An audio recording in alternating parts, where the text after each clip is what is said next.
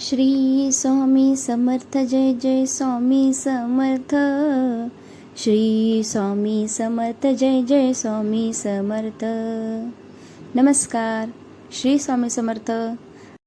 आज आपण आलो आहोत श्री स्वामी समर्थ सामाजिक संस्था सिऊड नवी मुंबई येथे. आज आपण पाहणार आहोत गुरुचरित्र पारायण विषयी. गुरुचरित्र पारायण का करावे, ते का महत्त्वाचे आहेत? तर श्री गुरुचरित्र हा दत्त संप्रदायातील अत्यंत पवित्र ग्रंथ आणि प्रभावी ग्रंथ आहे. श्री नृसिंह सरस्वती यांच्या जीवनातील लीला आणि उपदेश यात सरस्वती गंगाधर यांनी लिहिलेली आहे.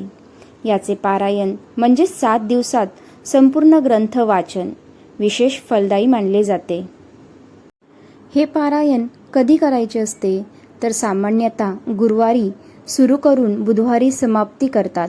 असे 7 दिवस दत्त जयंती, गुरुपौर्णिमा किंवा कोणत्याही शुभ दिवशी संकल्प करून सुरू करता येते.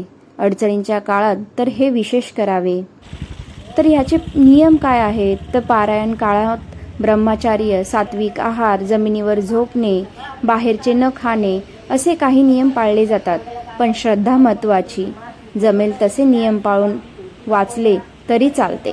थोडक्यात काय तर गुरुचरित्र पारायण हे संकट निवारण, इच्छापूर्ती आणि गुरुकृपेसाठी एक दिव्य साधन आहे. भिवू नकोस, मी तुझ्या पाठीशी आहे हा दत्त महाराजांचा संदेश अनुभवण्यासाठी पारायण केले जाते. तुम्ही पण पारायण करायचा विचार करत आहात का?